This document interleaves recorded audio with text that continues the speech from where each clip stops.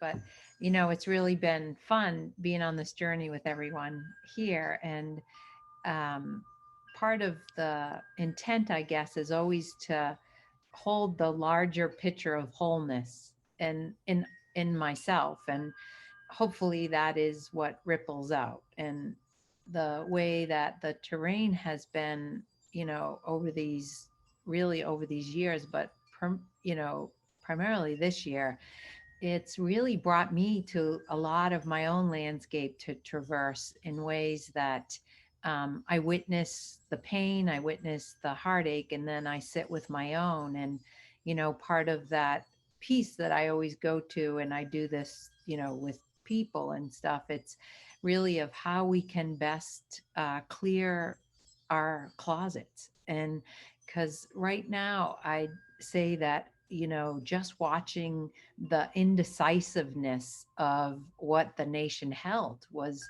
so like straight down the middle in some way, but at the same time extremely rocky. And I look at that as the larger picture of what we're still needing to work into and work through. And that's why I really see this piece. It's uh, there's no winners or losers, right? If we look at it below that whole thing, it's if we can drop below our heart, you know, the aspect of sorrow and love.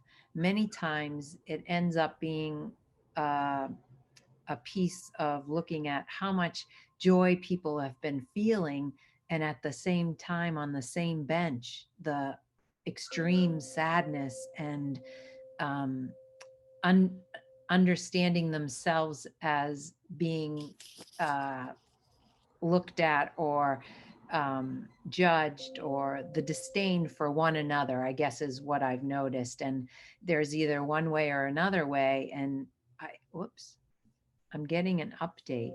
Remind me later. Okay. That was funny. Yeah, but an interesting piece of it, because it is that recognition of ourselves as the being of being whole.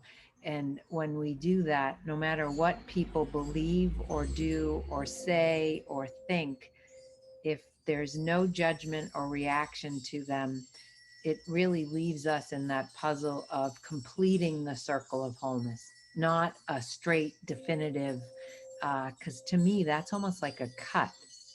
And that really doesn't bode well in terms of where healing takes place. There's never a point in a field or a cut in the field. And even in Chinese medicine, they ask that you never point a finger at anyone. And the reason is you cut the field. And so it's an interesting dynamic when you start to look at opposing anything. There's usually somebody pointing a finger, and it's just an interesting. And you know, I believe that ancient wisdom is really been all about the circle of wholeness always. And the yin yang symbol demonstrates that. The many Ayurvedic traditions in the Trinity, the circle, there's so much in that aspect. But this I thought was just so beautiful. But in the United States, few public figures have spoken more plainly and powerfully about Jesus's teaching to love our enemies than the Reverend Dr. Martin King Jr. This was not an abstract theologic question for Dr. King. He wrestled practically and at great cost with how to love his enemies, both through prayer and through nonviolent direct action. That just gives me goose, like, you know, there's just something so poignant about that.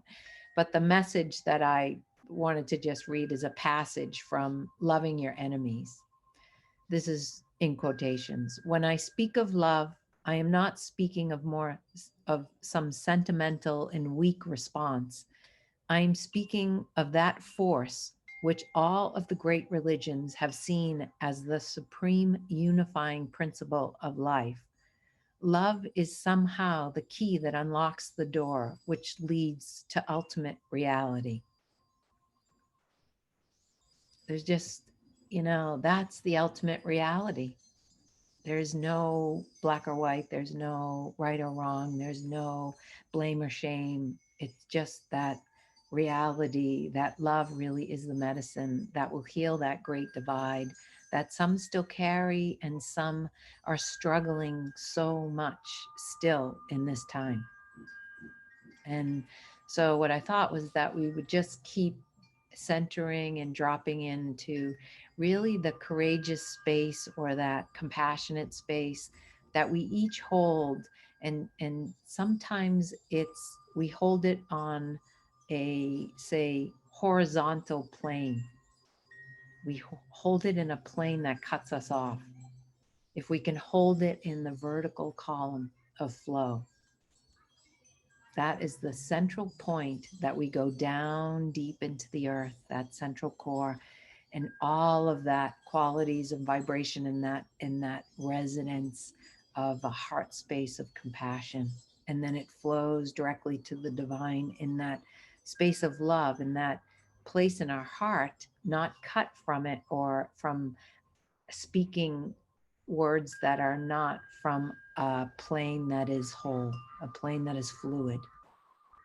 And so, if we can keep, say, this space and time to drop into ourselves and to breathe into that space, if there's any residual tidying up, if you will, internally, maybe this would be the time that we keep going into that space and allowing that sprinkling and that flow to be in a vertical aspect. Because then when we walk from that, we're walking with spirit, we're walking with the mother. There's no pushing or pulling or in that plane that cuts us off from ourselves.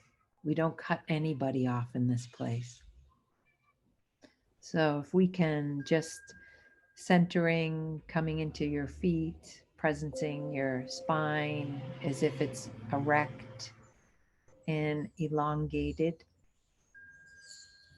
bringing in even that visual of the vertical column, the flow, that light overhead, and sprinkling in and down that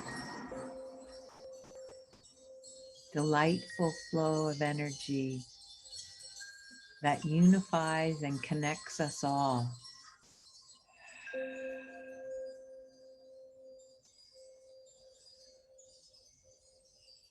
And today I would just ask to bring in that energy, that light into any part or pieces of your puzzle. Things that came up through this time are still coming up. Breathing in from that well of compassion that the mother holds. Exhaling anything that is not you, that does not carry the spirit of love, the breath of life.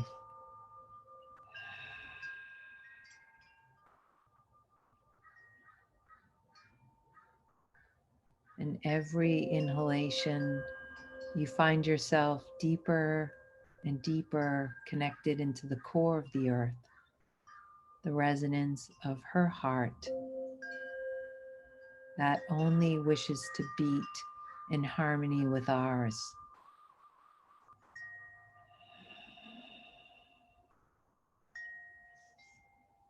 When we breathe that vibration in and up into any crevice, any place in our system,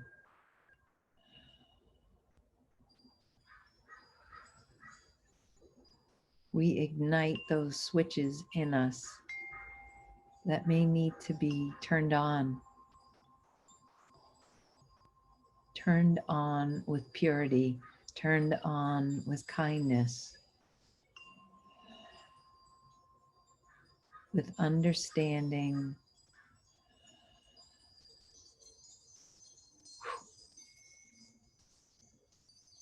that houses all of us in our wholeness and trickles out to everyone and everything. that needs that on switch, that light source, that resonance that may have been cut off, not understood.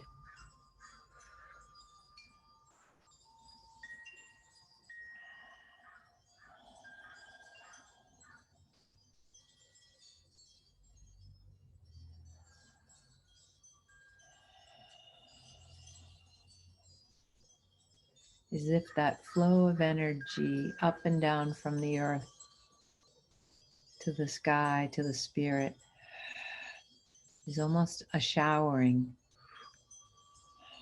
a clearing, if you will. The front side that softens our emotions, the back side, the will side, when we push just a little too much.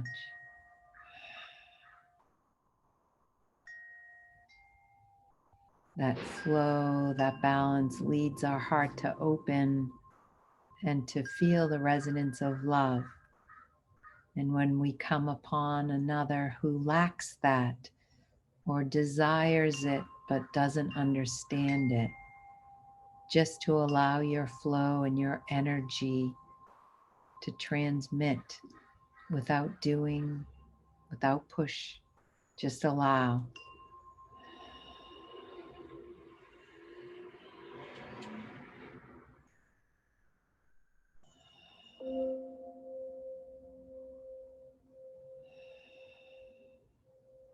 If your low back has any tension, any holding, just inhaling that pure chi, that light, that golden energy of love. Just let it trickle in and down from the top of your spine all the way down through your cervical, your thoracic, your lumbar.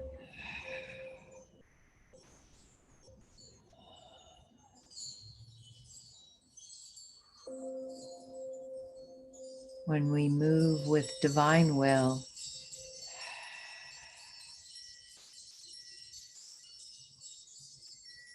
we move from that central core, that resonance, that energy of love.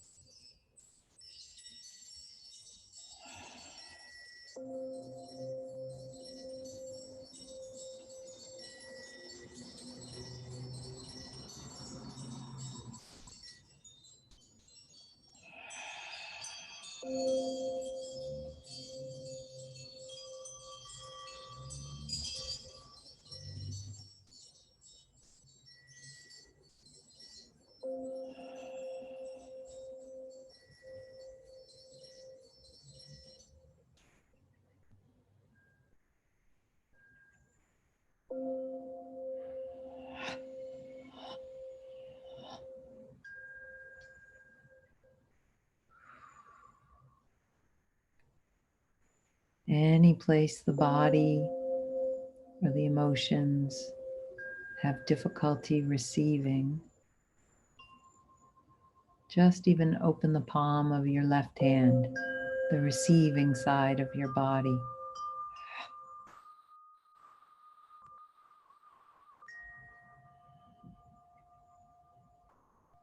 Bringing in that compassion for self,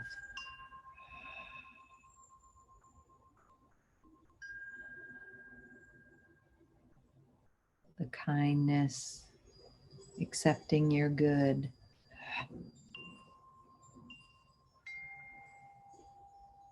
Knowing you do so allows the other to receive that.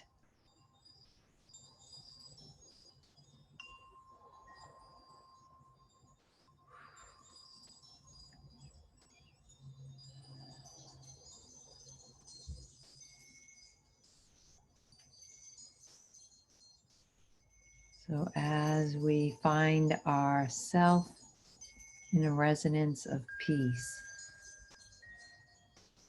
in a resonance of accepting our good.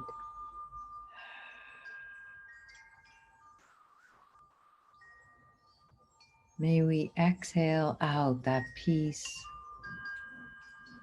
and that unity of the reality of those that forgot,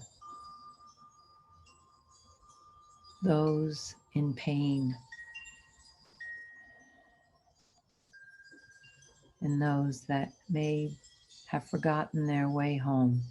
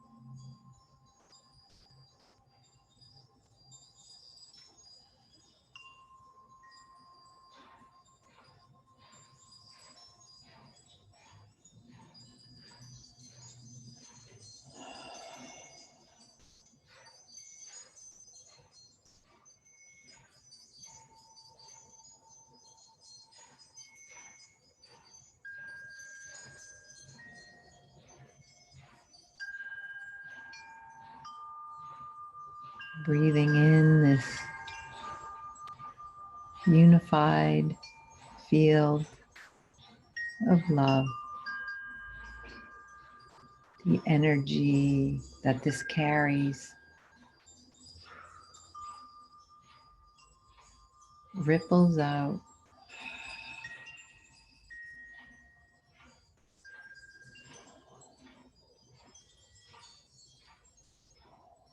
Many times without words.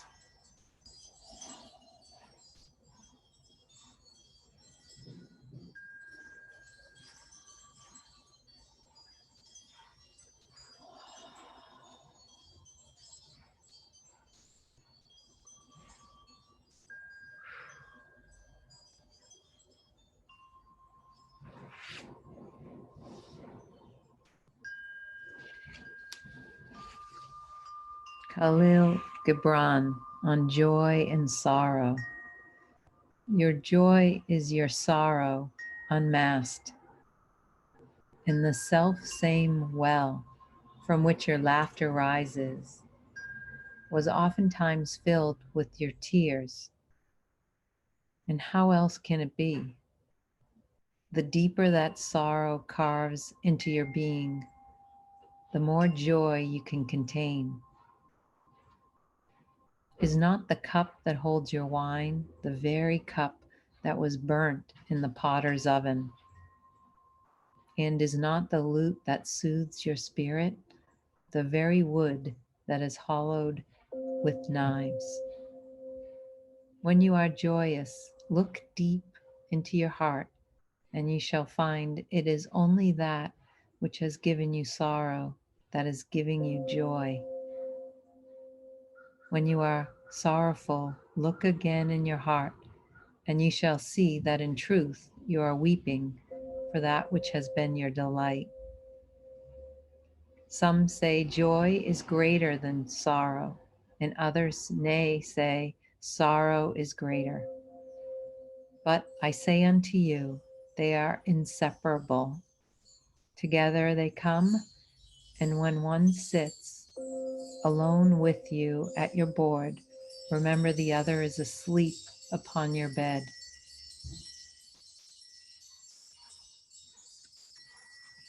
That always reminds me of the when we awaken to our illusions of being separate, we realize that we are all inseparable.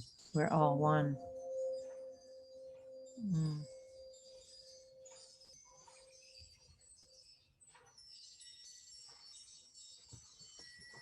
So I thank you for having me be one of your guides here or whatever I am.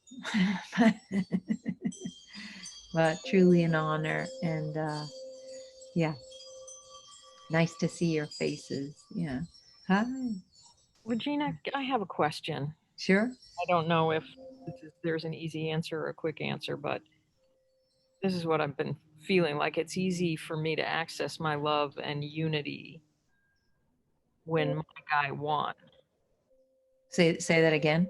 It's easier for me to love, right, and feel oneness when my guy won, right? But there's still a chance with the shenanigans going on that they can steal this, and then my love goes away. And even if they don't, if he had won, I can't find my sense of love and unity, you know? I'm kind of in this place, I think Pam is there too, of the electoral college calls this thing. And so we're not out of the woods yet. And I'm caught between trying to access this great loving spirit and the coming together, and don't fuck with this. And so in like I've danced with this a lot. I work 3 days a week in San Francisco in an integrated practice, so I dance with a lot of people with the same um, questions, as well as like, how do you do that? And it's not I do anything. It's me just really truly owning myself. Whereas the rockiness that is all around us. It's almost as if you looked at someone who is an irate person that is not from a place that he's not home, and he's probably never been home. And so when you really start to go back inside yourself and feel the kid in you when you got lost and you weren't home, like that brings me to tears, as well as the amount of destruction that brings me to. Do you see? It's not the, if you can keep being the vertical thing. It was like someone gifted me that, since this whole time has been challenging for so many. And one of the things I kept seeing was, it's just what you said. It's being, they sit here in meditation and they're upward high, but they've lost their ground. They lost the mother. They don't even think, we can't go back there. But the reality is, the what is happening has been such a disservice to our mother, has been such a crack, like just broken on so many levels. Like I feel that. And the only thing I just keep saying to people is, you have to hold that template of unity and love in yourself first, because it's almost as if, and this is true in spiritual law, if your light is shining, any darkness that is being carried is dissipated. So the reactivity of people with thinking this is going to turn a different way, they're not in their sole purpose of dissipating whatever that darkness is within them. And that light that we all hold, I mean, I truly have been being brought up to different places in my body that I thought, I mean, I wrote a book on my journey with Lyme disease, with the elements and embodying them and understanding and digesting them. This time has brought so much stuff that I didn't even know I carried. I mean, and I've done a lot of lineage stuff. I've done a lot of, but I really do look that this time has been a blessing on so many levels. If we choose to stay this route, no cutting. Because see, if we cut, we leave. If we horizontally cut our plane, it's somebody else wins. Like just go to Martin Luther King, like what he said, like that just is so, like you can drink it. Or Gibran's, like we are all inseparable, but what will heal that is the holding your own light in unity with that consciousness and that flow in a column that's not cut from anything or anyone.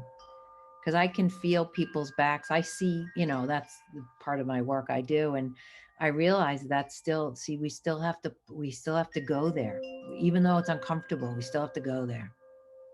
Like this is a good challenge, really, because what's bringing you to and this will work it, where don't forget, the more you do that, the more that circles out. And somebody that's listening to him thinking that's, that's in wrong resonance. If you're standing with this pillar and all they see is light, they're going to be like, oh my God, I feel sick. I've got, like the body will show, the resonance will show, the crumbling of fields will happen. I'm a true firm believer in that. I've been put in situations where I thought I was dead, and I wasn't. I was more light than I was dark. I was more in my space than I was. And that's the thing you have to just keep, because if you feel into just right now, each one of you, and the resonance of your body, and this is the work. I just keep telling people this is the work. Like, and if here is feeling any discord, any, and because that's really where, and here is like this, it's almost like just even just feel, just kinesthetically feel, because if you ask to be shown, you will be shown. either dream time, you're listening to someone in a grocery store, a song will come on, you'll know. I mean, I could write a whole other book on just this last month. Like just it, yeah, but I was like, wow, like I've been so gifted in the midst of the most uncomfortable terrain I've been walking in. But it's because I won't leave. I I'm choosing light, I'm choosing self, I'm choosing that to be in direct relationship with the core of her, and understanding that most of us in any wanting the vibration to be cleaner, her hands are like this, like, come to me, receive me, take in your good. That's who you are. You are not hate, you are not judgment, you are not pain. And I think the rerouting of this is like messages that the body is carrying that we're ignoring. Oh, it's just my low back. Oh, it's just my neck. Oh, it's just, it's not. It's this time to direct the light of healing, of channeling, and of understanding that we can make a difference by vibrating like that. Because some people carry very large shadows and they're easy to see, other people do not. And that's the things that I've been seeing more and more and more. And no matter what, I bring the light to the equation and I won't waver. And that's the wavering, that's the wavering. No wavering, no wavering. You keep breathing up courage, you keep breathing up to be held, and the discomfort or wherever that's carried, you just bring that light source to dissipate it. Yeah. And I always ask people to go to a place you feel safe first. Go to a place make it come into your mind's eye of nature, of being on the earth, of sitting up against a tree, whatever that is, and then do it. Because then your system can trust, and then your system will heal. Because if we can't go to there, we don't truly dissipate things. We keep it on this level, but it doesn't dissolve. Yeah, it's fat. I mean, it's really a fascinating time. I know. Yeah, but we're not going anywhere. There's people that are going to go somewhere, and they're going to come back and have to return and do stuff over. But that's okay. That's just the choice and plan. But we're not going anywhere. So just keep working this muscle. Yeah.